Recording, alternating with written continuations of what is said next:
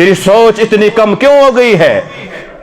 कि तू एक ही रास्ते पर जाना चाहता है और एक ही जगह से रिस्क हासिल करना चाहता है। तो तू हर धर्म बन चुका है। मुझे रिस्क कमाना है तो प्रोफेसर बन के ही कमाना है, मुझे रिस्क कमाना है तो नौकरी करके ही मुझे रिस्क कमाना है। वो तो एक शख्स ने कहा था कि कौम की जवाल क्या इब्तिदा उसी वक्त से शुरू हुआ जब लोग सिर्फ नौकरी की तरफ चले गए और तिजारत को छोड़ दिया। दुनिया में आपको कोई शायद ऐसा शख्स मिलेगा कि जो नौकरी कर रहा हो और दुनिया के टॉप 10 में टॉप 5 में उसके नाम हो। हर जगह आपको तिजारत करने वाले लोग मिलेंगे। तो जिस कौम ने एक ही मिशन अपने आंखों के सामने सजाया हो कि मैंने डिग्रियां भी की है और मैंने नीट को भी क्वालिफाई किया और दीगर जमातों को भी, मगर मुझे रिस्क अगर हासिल करना है तो मुझे नौकरी के जरिए से ही हासिल करना है। जब इंसान की यही एक सोच बन जाती है तो ये इंसान परेशान है, यही इंसान डिप्रेशन का शिकार है, यही नींद की गोलियां खा रहा है। नहीं, हमें निकलना होगा, देखना होगा कि अल्लाह रब्बुल इज्जत ने किसी और चीज में हमारा रिस्क तो नहीं रखा हुआ है। तो हजरत फरमाते हैं जरा देखो कौवे की मिसाल को कि अल्लाह रब्बुल इज्जत ने इस कौवे को रिस्क कैसे दिया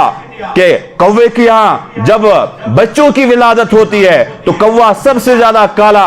माना जाता है और जब इसके यहाँ बच्चे की पैदाइश होती है तो उसका रंग काला नहीं होता, वो सफेद हुआ करते हैं। और जब ये कौवा देखता है कि जिस बच्चे को मैंने जन्म दिया है ये मेरे रंग का नहीं है, ये काला नहीं, ये सफेद है, वो इससे नफरत करने लग जाते हैं और उसके बाद में इसको उठाकर दूर किसी दूसरी जगह डाल देते हैं।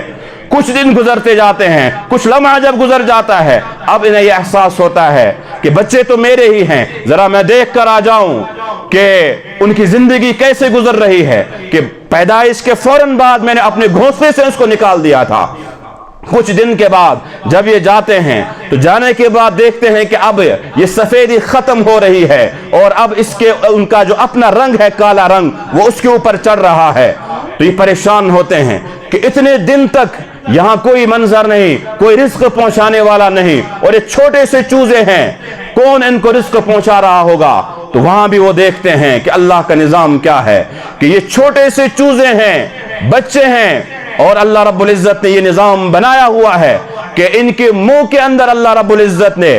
वो कीड़े आ जाते हैं, वो मक्खियां आ जाती हैं और वो मच्छर जैसे जानवर आ जाते हैं और वो इन कौवों के मुंह में पहुंच जाते हैं जिसकी वजह से ये इनकी ग़िज़ा बन जाती है। तो अल्लाह रब्बुल इज्जत ने जब कौवों को महरूम नहीं किया, परिंदों को महरूम नहीं किया, अल्लाह रब्बुल इज्जत मुसलमान को कैसे महरूम कर सकता है।